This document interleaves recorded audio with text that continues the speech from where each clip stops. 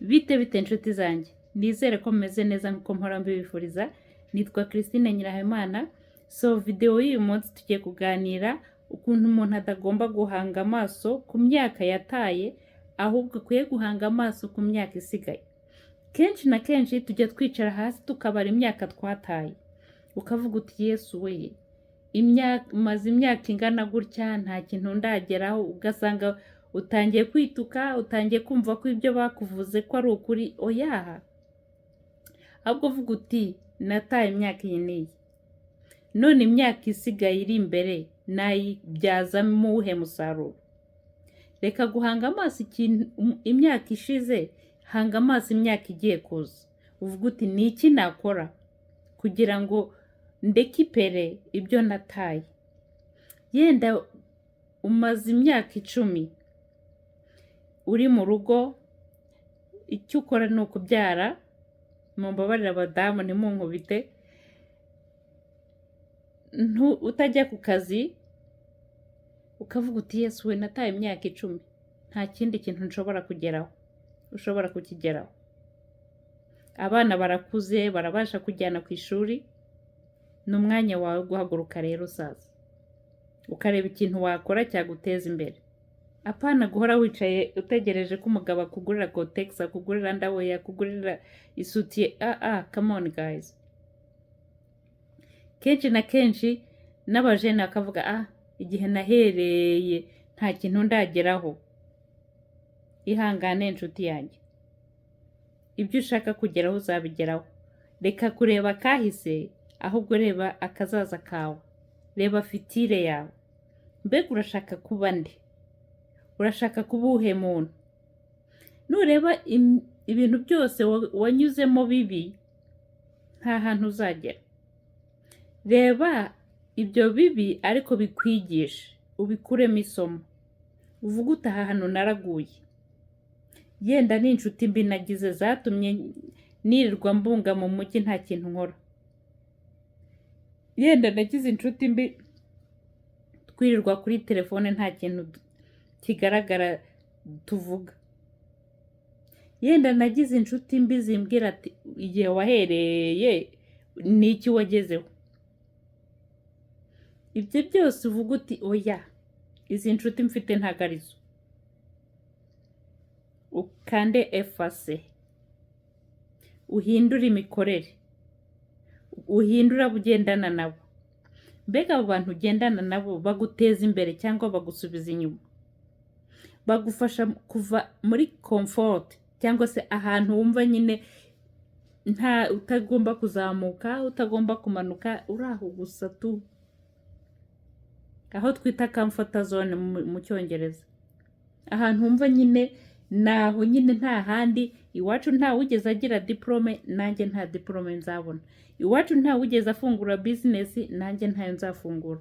Iwacu bikaba iwacu. None se wabaye uwa mbere kugira iyo diplome, ukarangiza high school, ukarangiza university, ugafungura iyo business, ugakora, mbega ugateza imbere, ugahesha ishema umuryango wawe. Naho se kwirirwa wicaye wifashe mapfubyi cyangwa se wifashe mu mifuka, urabona bizagera inshuti yanjye? Ni kuvuga ngo nahereye kera, ngo nta mwana w'iwacu wigeze atera imbere. Wabaye uwa mbere se utera imbere, ugahindura amateka y'iwanyu? Ntawe mvuze, ariko ni urugero natangaga, ntihagire unkubita. Kuko nzi ko hari benshi bitwaza ngo iwacu nta n'umwe wigeze yubaka inzu nziza, nta muntu wigeze arangiza university, nta muntu wigeze afungura business. Ugasanga nyine ni nk'ikintu cyatubayemo, kumva ko niba nta muntu iwacu wigeze abikora n'umwe, nanjye ntabwo ngomba kubikora. Oya, twakagombye guhindura ahubwo amateka y'iwacu. Ukavuga uti niba nta muntu wigeze afungura business iwacu, reka mbe uwa mbere. Niba nta muntu wigeze agira urangiza university, reka jyewe nige cyane, mpindure amateka, mpindure, navuga ngo iki, uko bavuga iwacu. abantu benshi nyine bakavuga ati kwa kanaka barya nta n'umwe wigeze abona diporome, ukabahindurira amateka. Barya reka da ntacyo bazageraho, ugasanga byatubaye hano mu mitwe kubera ibyo abantu bavuze iwacu, ibyo bavuze ababyeyi bacu, natwe bikatujya hano mu mutwe, ukavuga uti nuko nyine niko bimeze, reka nigumira, ukigumira muri comfort zone.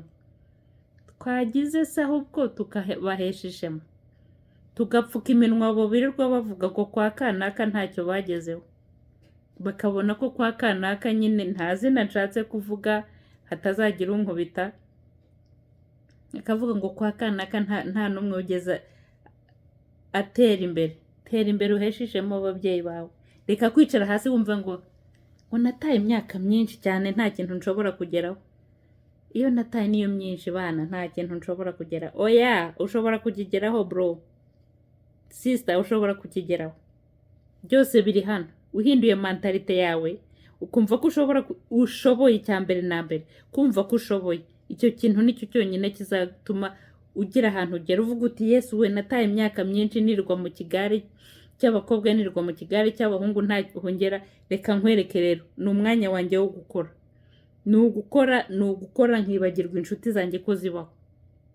Inshuti zanjye nugira hano ukavuga uti ndashoboye, ngomba guhindura situwasiyo zanjye, ngomba guhindura situwasiyo z'iwacu, ngomba guhindura.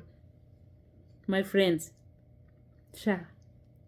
muzaba mumpa témoignage seriously. Ibintu dukwiriye kubanza guhindura ni hano, kumva kwa kahise kacu karangiye nuko nyine. Nguyi video nari mbafitiye rero, ndabakunda namwe murabizi. Tuzasubira. Yari Christine Nyirahayimana. Bye guys.